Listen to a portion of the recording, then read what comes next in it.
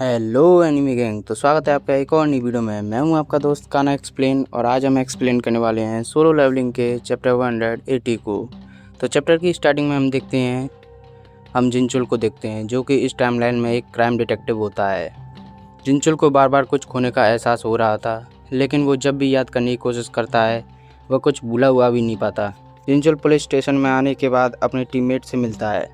तभी वह स्टेशन में 3 क्रिमिनल्स को देखता है जो खुद ही अपने आप को स्टेशन में सरेंडर कर देते हैं, क्योंकि वह सब बहुत ज़्यादा डरे हुए थे।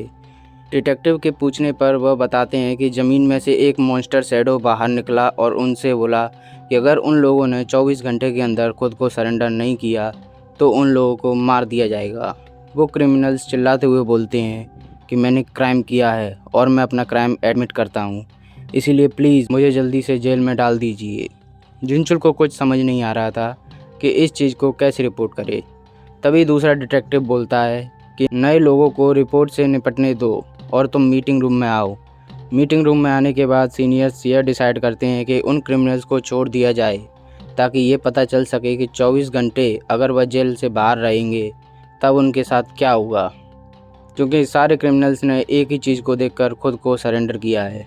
इसीलिए हायर अप्स ने सच्चाई का पता लगाने के लिए डिटेक्टिव्स को कुछ ही टाइम दिया है। लेकिन जिनचुल उन लोगों से बोलता है कि अगर उनके साथ सच में कुछ हो जाता है तब क्या होगा। जिनचुल की बात पर वो दोनों डिटेक्टिव हंसने लगते हैं कि वह भूतों पर विश्वास करने वालों में से है क्या। इसके बाद दूसरा वाला डिटेक्टिव जिनचुल को बताता है कि कुछ नहीं होगा, हम उन सस्पेक्ट्स को एक सुनसान एरिया में ले जाएंगे और देखेंगे कि क्या होता है। वो बोलता है कि इसके अलावा उनके ऊपर कई डिटेक्टिव्स की नज़र रहेगी और मान लीजिए कि 24 घंटे के बाद मॉन्स्टर अचानक आ भी गए तो हमें उनका शुक्रगुजार होना चाहिए। इसके बाद वो सब उन सस्पेक्ट्स को एक सुनसान स्टोरेज रूम में ले जाते हैं। सुनसान जगह में आने के बाद उनमें से एक क्रिमिनल डर कर बोलता है कि हमें यहाँ नहीं होना चाहिए था, हम यहाँ मर जाएंगे। इस पर डिटेक्टिव बोलता है कि कुछ समय के लिए तुम्हें यहीं रहना होगा, क्योंकि हमें कुछ इन्वेस्टिगेट करना है। 24 घंटे पूरे होने में अब सिर्फ 10 मिनट बचे हुए थे। तभी उन लोगों को फील होता है कि रूम के दिन के मुकाबले आज ज़्यादा ही ठंडी है, और तभी 24 घंटे पूरे हो जाते हैं। डिटेक्टिव सस्पेक्ट को घेर कर खड़े थे, लेकिन फिर भी सस्पेक्ट बुरी तरह डरा हुआ था। वो डरते हुए उन्हें बताता है कि हमने पहले सच में उसे देखा था। डिटेक्टिव बोलता है कि तुम लोगों ने साथ में ड्रग्स ली थी ना, हमें सब कुछ सच सच बता दो। जैसे ही वो सस्पेक्ट बोलता है कि असल में हम 4 लोग थे, तभी जिनचुल ज़मीन से कुछ निकलते हुए देखता है। वो चिल्लाते हुए बोलता है वहाँ से वो बाहर आ रहे हैं। तभी ज़मीन से शैडो सोल्जर बाहर निकलते हैं और सभी क्रिमिनल्स को दूर फेंक देते हैं। जब तक डिटेक्टिव्स वहाँ से उठते, शैडो सोल्जर्स उन क्रिमिनल्स को खाना स्टार्ट कर चुके थे। शैडो सोल्जर्स को सामने से देखकर जिनचुल की फट जाती है। वो बोलता है कि मॉन्स्टर सच में आ गए। वह एंड शैडो सोल्जर उन क्रिमिनल्स को बहुत ही ज़्यादा बुरी तरह से ख़त्म कर देती हैं। पूरा रूम खून से भर जाता है और जिनचुल उन्हें देखता ही रह जाता है। काम ख़त्म होने के बाद आगे वाली एंट बाकी के दोनों एंट्स को चलने का इशारा करती है। इसके अलावा वो शैडो एंट जिनचुल की तरफ देखकर स्माइल करती है। यह देखकर जिनचुल हैरान हो जाता है कि वो एंट तो स्माइल कर रही है।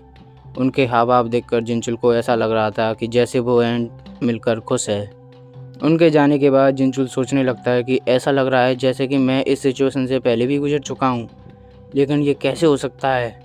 इसके बाद वापस जब सभी डिटेक्टिव्स स्टेशन में आते हैं, तब सीनियर द्वारा सभी को डांट लगाई जाती है कि सस्पेक्ट्स पूरी तरह से गायब हो गए हैं और तुम सब वहाँ पर बेहोश पड़े थे। इसके बाद वो जिनचुल से पूछता है कि तुमने एम्बुलेंस को कॉल क्यों नहीं किया, क्या तुम्हें कुछ भी याद है। लेकिन जिनचुल उससे बोलता है कि जब मैं होश में आया तब हर कोई ठंडा पड़ा था। जिसके बाद सीनियर फैसला करते हैं कि वह इसकी रिपोर्ट हायर अप्स को नहीं करेगा और वह सभी डिटेक्टिव से अपना मुंह बंद रखने के लिए बोलता है। इस इंसिडेंट के बाद जिनचुल को बहुत कुछ गड़बड़ लग रहा था, इसलिए वो इस चीज़ की सच्चाई का पता लगाने में जुट जाता है, क्योंकि ऐसे और भी बहुत से केसेस सामने आ रहे हैं जिसमें क्रिमिनल्स ने खुद ही सरेंडर किया है।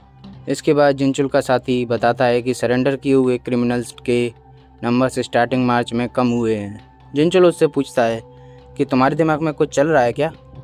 तब वह डिटेक्टिव बताता है कि उसकी रिलेटिव एक छोटी सी बुक की किराए की दुकान चलाती थी।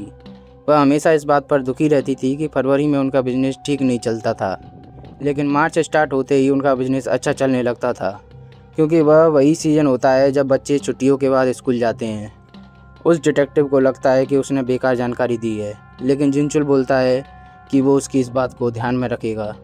इसके बाद हम सियोल के स्कूल का सीन देखते हैं, जहाँ जिनवू भी स्कूल जाना स्टार्ट कर चुका होता है और ये चैप्टर यहीं पे ख़त्म हो जाता है।